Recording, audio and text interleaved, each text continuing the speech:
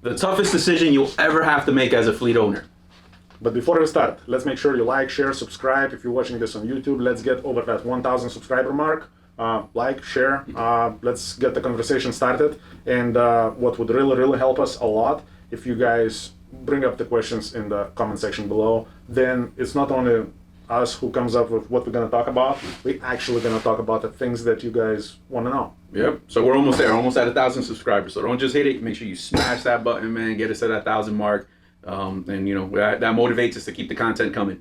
Absolutely. And especially you guys out of Florida. We are local in Florida. We're here in Lakeland. And hey. All right. So here we go, guys. Let's get this ball rolling. In the past, we've talked about passive income. You know, that's a whole other video, but this is a little bit of a step further. In this week, we've had some interaction, myself, Jerome, with individuals with anywhere from that 2, 3 to 4 fleet truck count.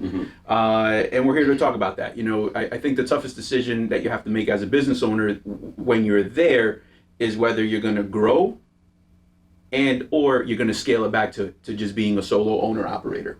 So kind of we're jumping on that bandwagon. You know, we have a current driver with us. He's been with us for about 8 years. He at one time was forced to make that decision. I know Mike has been too. So we're going to talk a little bit about deciding to grow. What comes with it? What's everything? You know, what are the details that people don't talk? Because I know a lot of people, they like the idea of 10 trucks in the back and 20 trailers, but are you know, do you want everything that comes with that? So let's, you know, open floor. Yeah, I mean, when you decide to do things like that, it's great that you are goal-oriented and you want to build your own fleet. But oftentimes you have to kind of see and count the cost before that happens and be able to kind of see, okay, how do I grow my business rather than having to chase it? Oftentimes, you know, you're chasing your business because you didn't do the homework or count the cost to help extend the growth.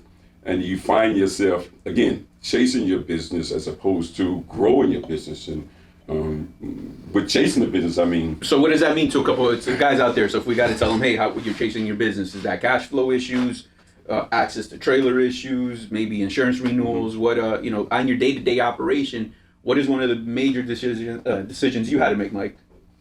Well, I've done it twice. So very first time, you know, I became an owner operator, got a truck, then I bought another truck, I hired the driver, then I think I bought another truck, I hired the driver, and then I was literally considering buying a 4th truck. And that's when I had to make my decision for the first time, and I backed off. So I was literally almost on my way to the Aero Truck sales back in Chicago. And how I view it back then, the scale of the situation that I'm entering was just too big and too scary, because I realized that I don't control anything. I'm buying all these trucks at the mercy of my drivers. If something goes wrong, me just driving by myself will never be able to pay for those trucks. And you know, once you buy them, we own you. And I chickened out. So I kind of I decided that I'm gonna sell the other trucks, because I knew that middle ground right there is not sustainable. I still don't believe it is sustainable. Right. So I mean, that's what happened. So there's a lot of guys who, let's say, didn't chicken out, but they stayed committed, but they're not committed to hiring a manager. They're not committed just yet to hiring a dispatcher. And what I mean by that is that they're still committed to it, thinking they can do everything. I mean, you may be willing to, but it's very difficult to run that business from behind the scene. Well, and again, I'm glad you said that, because that's a point. Some people can do it. Some people think they can do it. But that's why I said earlier about chasing the business. If you are actually driving and you're trying to grow your business by adding other trucks, it's kind of difficult to manage that effectively. That's the key word, effectively, while you out driving yourself. Trying to take care of your day-to-day business and have the other drivers on your mind as well while you're out there. Because now no one's back here taking care of your business. So therefore, your growth is stunted. And that's why I use the term chasing your business, because now you're chasing it one truck to the next. You're not vetting guys the way you need to be able to put the right person in your truck. You're putting anybody in your truck because you want to sustain your income or grow your income. But now you got truck turnover. So there's a lot of things that goes along with you being the driver and trying to extend your business. I agree. I think that outside of my personal experience, when I look at the situations, evolving around us, I think that's one of the biggest problems. Sometimes you may have this very highly motivated owner-operator, the fleet owner, Right. who is doing everything right. He's staying on top of things. He's trying to manage this business. He buys a second truck somehow, some way. He's maybe lucky with that first driver. He's still driving. He allows the company, like us, for example, to kind of make that more possible for a guy like this. And then, again, the decisions he has to make. He decides, you know what, I can't be just staying in this place. And we buy a third truck. And in my opinion, I'm probably going to go against our business altogether just by saying this. But I'm saying, if you're buying a third truck, if you're serious about it, consider starting up your own trucking company. Seriously consider that, because I think this is the step that you have to make, in my opinion. Because how many times we see this highly motivated individual, once he buys about third truck, he starts, instead of staying effective and carrying on his path and making things happen for his business, he starts getting really, really busy solving very unmotivated drivers' problems, challenges, and then all like 110% that he was putting in the business now is 200% into solving other people problems, and not even to grow, Just to sustain. just to stay in business. Well, not only that, Mike, but try doing that riding down the road. Yeah, with your own delivery Try choice. doing what you just said, solving everyone's problem, or when the problem lies and you the truck owner, but you driving down the road. There's a lot of factors involved. Yeah, and First of all, you're unsafe because your mind is not on what you're doing. And not just that, I think it's also, at that point, all right, you have a driver who has a problem in Atlanta, you yourself are in Memphis, the terminal is, let's say, in future capital of the world, of a future trucking capital of the world here in Mulberry, and now you have to drop what you're doing. You're getting a load back to Mulberry. Now you're leaving a trailer here. Now you're going to rescue this guy, while not creating any money. Well, actually, you lost money. So you're actually losing money while solving other people's problems. And a lot of times those problems are not just, it's not just like one problem a year.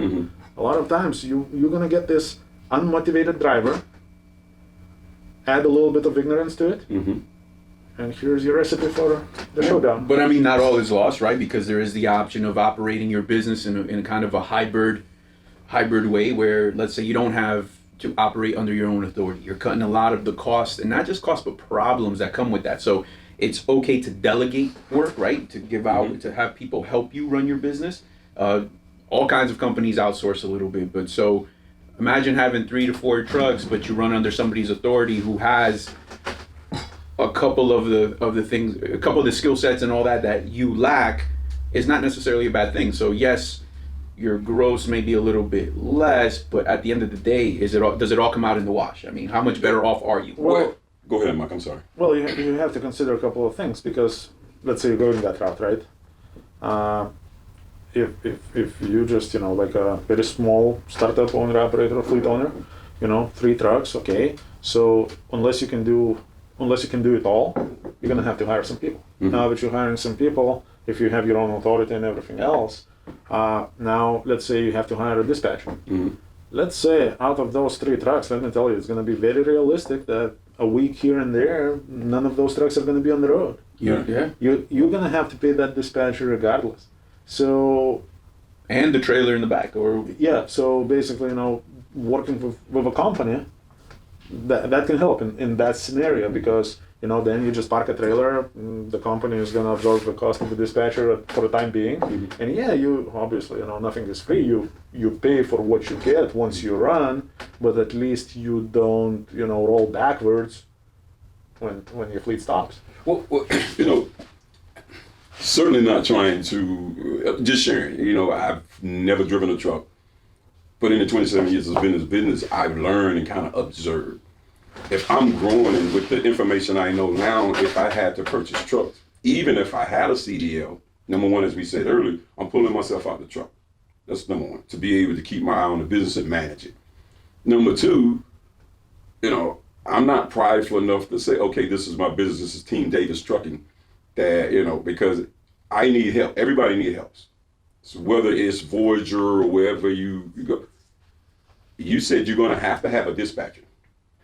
So why am I going to go out there and hire a dispatcher when you already have a dispatcher? Okay, whatever little percentage I have to pay you to do that, as Kristen said earlier, it all comes out in the wash because I'm either going to pay you or it's coming directly out of my pocket. It's comparable. But there's a lot of advantages for me to grow from 1 to 10 trucks and say, hey, Voyager or X trucking company, whoever that may be, can I grow this fleet inside your fleet? You're going to handle some insurances that I don't have to take care of. You're going to manage some trucks that I don't have to do all the managing. Yeah, I got to do the breakdown, make sure that I take care of them, maintenance, do all that.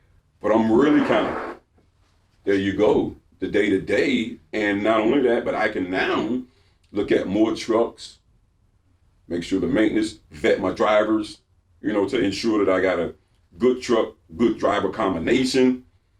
But if I have all these other things and I'm trying to take upon that, and then not trying to hire people to help me because, I want it all for myself, we're not helping each other. So I might make a bunch of money here and say, okay, it's all mine, but after I pay it out, it's not how much I make, it's how much I keep. Yeah.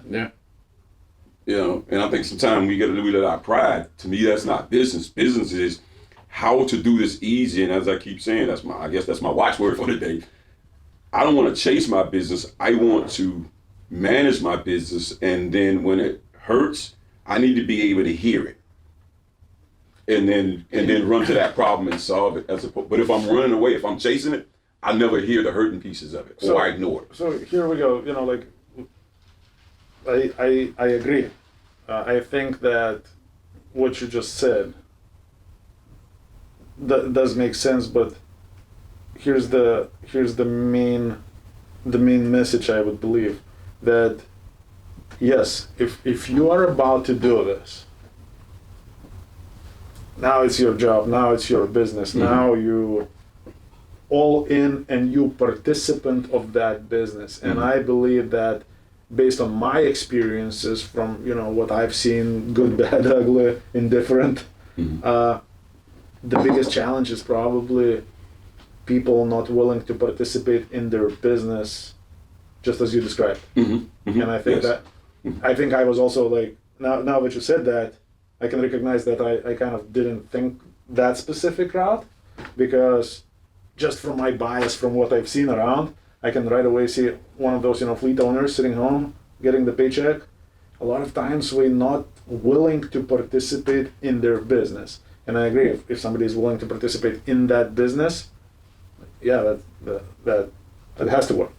It's their business. Yeah. Right, and then you have to find that value add, because even now that you've decided to be in trucking, so there's a couple things that apply to you as well. This, you have to have a product. You have to be able to, have accessibility to trailers, have accessibility to onboard people with insurance. You can't just say no to an owner operator because renewal is this month and you don't know if you're either just going to have enough money to pay that renewal, and who knows if you can, if you can lease another trailer. So again, growing your business is not a bad thing to have a partner, because if those things are allocated to you, it's how you use it, right? So if you use that and spin that in your business plan to attract drivers, you can grow 3, 4, 5 owner operators in 2 months, no problem. Can you do that on your own, sitting behind the wheel with the 14-hour, rule of clicking? And so weigh all those options, But some people think they can, Christian. But if they're honest with themselves, yeah, they can make it happen. But look at the time, look at the effort that they're putting in. Look at,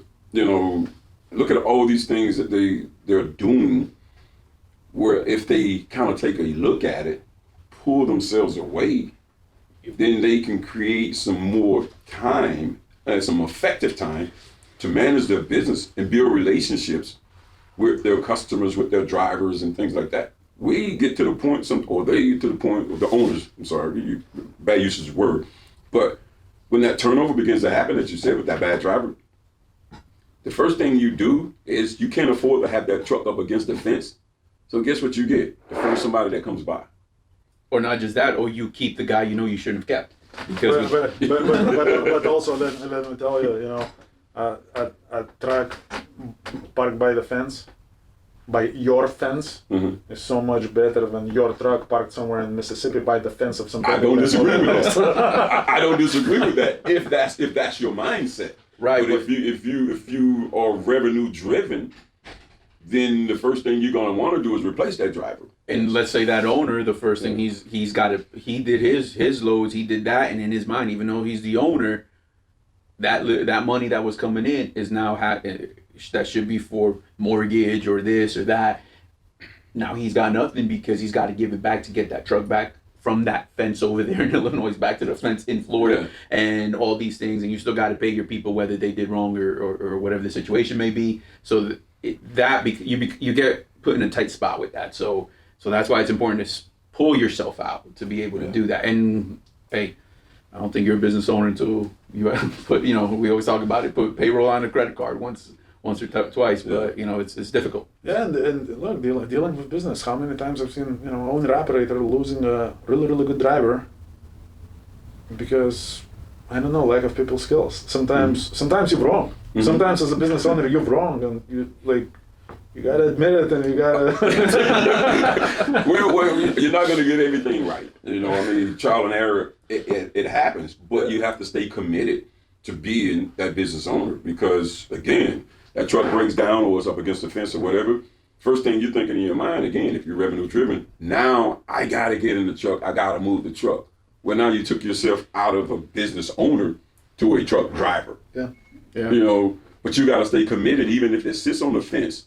Until you find someone, you have to understand this is your business. And the best position for you to be is where you are, not where you're trying to go or where you think you need to go, because you can recover.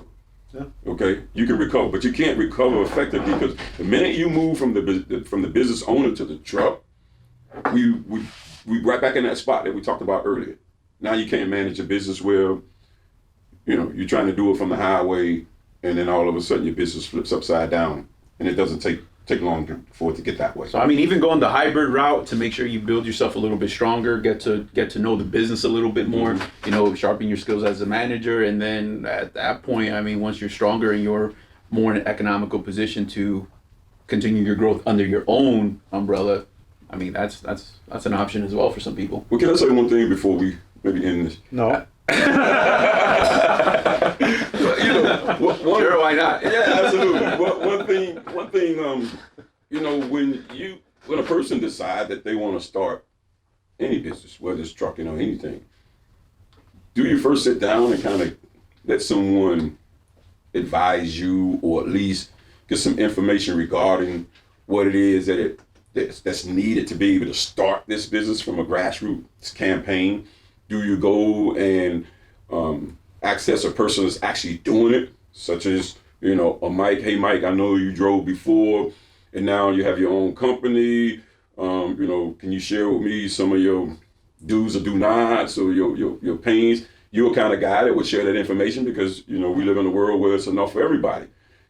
I might still get hit in the mouth a couple of times, but at least I won't get hit in the mouth with those things that you've shared with me and say, hey, Jerome, I would avoid this. You might want to do this, blah, blah, blah. And now, even when I start out, at least I have an idea. At least I have a success plan to be able to follow, because you gave me your roadmap to be able to help me through that, rather than jumping into it. We count the dollars before we count the cost, and then we get stuck. And then all of a sudden, those 4 trucks ideas that we had, that we got, now scale back to that one. And we're trying to figure out what went wrong. Yeah. So Jerome said it best right there. So whether you're going from 3 to 4 trucks and you're going to scale it back down to 1, or you're going to go from 3 to 4 and go the hybrid way and kind of just onboard with somebody and run under their authority. It's not about what you're making, it's about what you're keeping and bringing home at the end of the day. So keep that in mind, folks, when you make that decision. Once again, make sure you like, share, subscribe, put the comments below. We'll get back to them, absolutely, and that kind of helps grow the channel as well. And Decisions. Yeah, it's a people business. Yeah, certainly.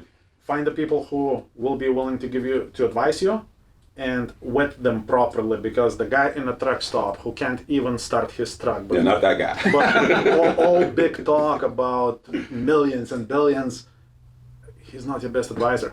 Just the people are willing to share. Yeah. The people are willing to talk.